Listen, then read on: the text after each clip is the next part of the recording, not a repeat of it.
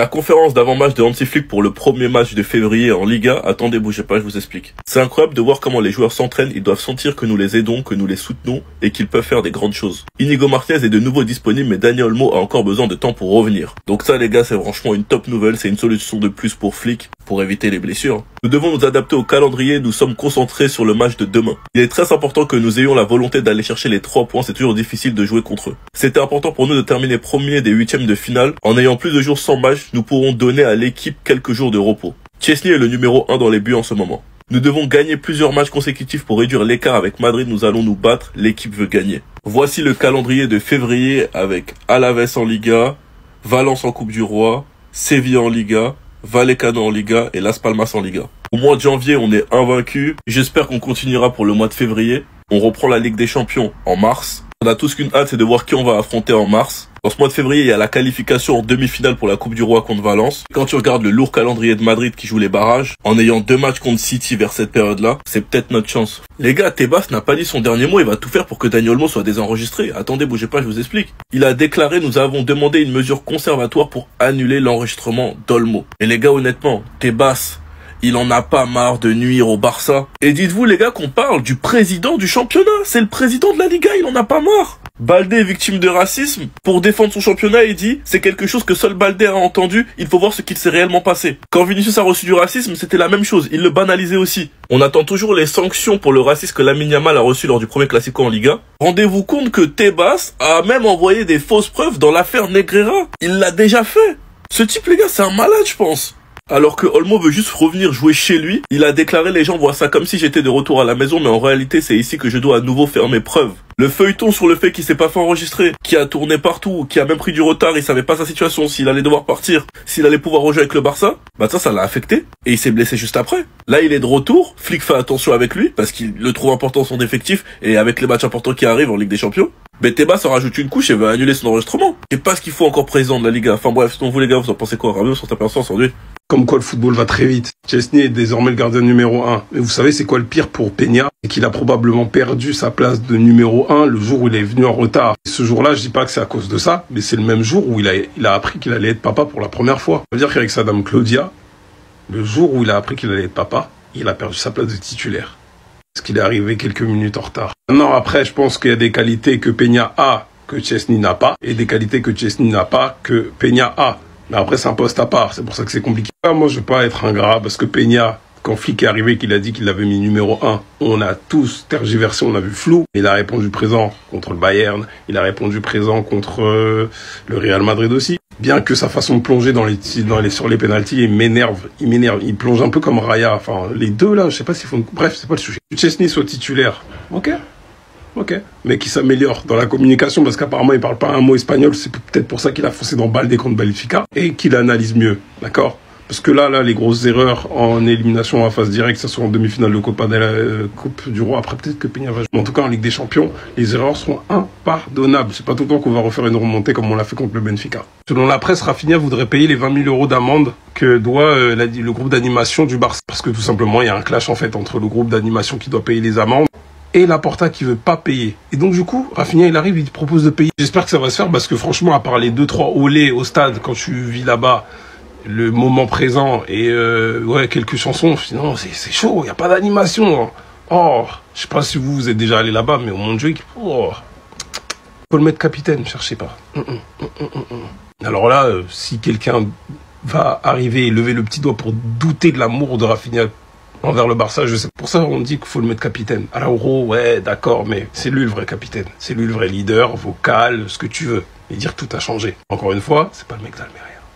Non mais on sait.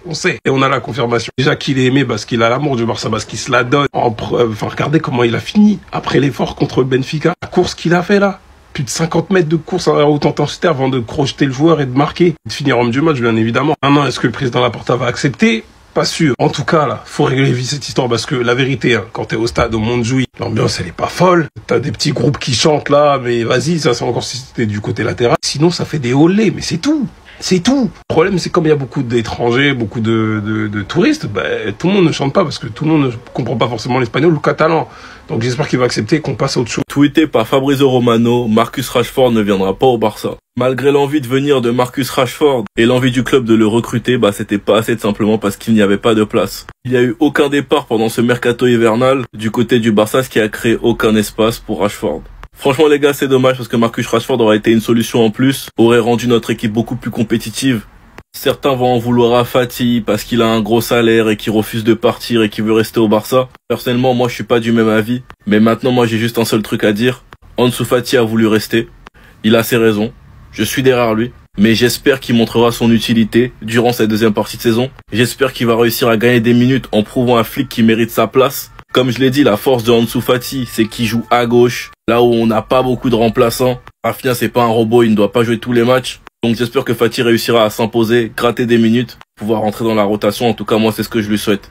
En tout cas, j'espère le voir très prochainement parce que moi, je suis hype. Attendez. J-1 avant le match Barça contre Alaves, on a eu le droit à quelques actus. Hansi Flick en conférence de presse, il est très important que nous ayons la volonté d'aller chercher les 3 points. C'est toujours difficile de jouer contre eux. Tako Koudé peut jouer à 5 en défense. C'est une équipe qui sort pour jouer très intensément dans les 10 premières minutes. Il faudrait être concentré. Nous devons gagner plusieurs matchs consécutifs pour réduire l'écart avec Madrid. Nous allons nous battre. L'équipe veut gagner. Nous devons nous adapter au calendrier. Nous sommes concentrés sur le match de demain. Pour ceux qui l'ont pas vu, voici le calendrier du Barça pour le mois de février. J'en ai fait une vidéo tout à l'heure. Vous pouvez aller la voir. Il y aura pas mal de matchs de Liga. Et si le Barça enchaîne bien comme il faut, il y aura moyen de recoller sur Madrid, qui a actuellement 7 points d'avance. C'est important pour nous de terminer premier des 8e de finale. En ayant plus de jours sans match, nous pourrons donner à l'équipe quelques jours de repos. Alors que le Real de leur côté, vu qu'ils joueront les barrages, ils affronteront City en match aller-retour, en plus des matchs de Liga et de Coupe du Roi. Vu leur calendrier, je pense qu'ils perdront des points. Et comme le Barça n'a pas un calendrier aussi chargé, c'est maintenant que jamais. Car au mois de mars, le Barça jouera les 8e. Et d'après ce qu'on a vu lors des derniers mois, vous-même vous savez sur quelle compétition le Barça met l'accent. Inigo Martinez est de nouveau disponible, mais Daniel Mo a encore besoin de temps pour revenir. Concernant Inigo Martinez, ça c'est vraiment une bonne nouvelle. Normalement, je suis pas sûr, mais je crois qu'il devait revenir plus tard. Et si finalement il est déjà disponible, bien sûr qu'on mange. Concernant Olmo, il devait revenir demain contre Alaves. Finalement, ça va être un petit peu décalé. Par contre, pour le prochain match en Coupe du Roi contre Valence, j'espère vraiment qu'il sera là. Et même si c'est pas le cas, bien sûr, on a Fermin. Mais un Olmo en sortie de banc, ça pourrait lui faire du bien. Chesney est le numéro 1 dans les buts en ce moment. Il l'a dit officiellement, comme ça au moins c'est clair. Chesney c'est le numéro 1, y a plus de débat. C'est incroyable de voir comment les joueurs s'entraînent, doivent sentir que nous les aidons, que nous les soutenons et qu'ils peuvent faire de grandes choses. En tout cas, rendez-vous demain. Le match sera à 14h. La dernière fois que le Barça a joué à 14h, je me rappelle, contre Las Palmas à domicile, on avait perdu 2-1. Et demain, il y aura pas le droit à l'erreur. Visca Barça. Vous voyez la story Insta de Ansu Fati?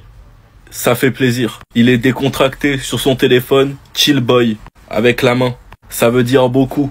Ça veut dire déjà qu'il démoralise pas, qu'il sait que son tour arrivera et qu'il va tout casser. Je sais que je suis peut-être le fou du bus, mais moi personnellement, j'y crois.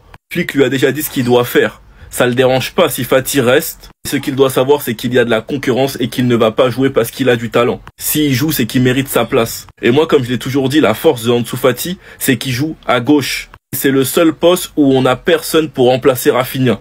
Ferran Torres, il est meilleur à droite et il devient petit à petit le remplacement de Lewandowski en neuf. On peut voir que Pau Victor joue à la place de Lamine Yamal. Il devient petit à petit son remplaçant. Donc elle est là la carte à jeu d'Ansu Fati. Trouver une place dans la rotation pour jouer à gauche et permettre à Rafinha de se reposer. On a entendu comme quoi l'Ajax serait intéressé par Fati, mais de toute façon Fati est clair, il ne veut pas partir, sauf si son agent réussit à le convaincre. Mais comme je l'ai dit, tant qu'il partira pas, je vais y croire. Sinon vous les gars, vous en pensez quoi? Ramenez sur Snapper, ça on s'ennuie. Tu crois que sa mission elle est terminée? Tu crois que c'est terminé? Il a pas fini le jeu. Il a pas fini. Messi va participer à la Coupe du Monde 2026. C'est pas moi qui le dis, c'est son entraîneur. Regardez, Lionel Scaloni annonce que Messi veut jouer un dernier mondial. Messi veut jouer la Coupe du Monde 2026. Il faut laisser faire le temps. Il sait très bien ce que nous en pensons. Moi, tout ce que je veux, c'est qu'il soit heureux. À la place de Messi, vous partez sur une victoire ou vous retentez. C'est quand même osé. On va pas se mentir, c'est quand même osé de sa part à son âge de retenter de la gagner alors que tu l'as déjà gagnée. T'as fini le débat là. Pour moi en tout cas, t'as fini le débat sur qui est le meilleur joueur de l'histoire. Mais non, il en veut encore. Et vous savez pourquoi pour moi? Parce que les gars, il est tellement tranquille à l'Inter Miami. Il est heureux avec sa famille. Il va retenter tout simplement. Il veut jouer au football. Participer à une Coupe du Monde, les gars, mettez-vous à sa place. Participer à une Coupe du Monde, surtout aux États-Unis. Mais c'est incroyable. Même s'il perd en vrai, même s'il perd en poule, en 8e, mais qu'est-ce qu'il s'en fout? Il a déjà gagné, il a déjà été en finale en 2014. Il a déjà plié tous les débats. Imaginez juste. Il refait une finale, une demi-finale. Imaginez, il la gagne.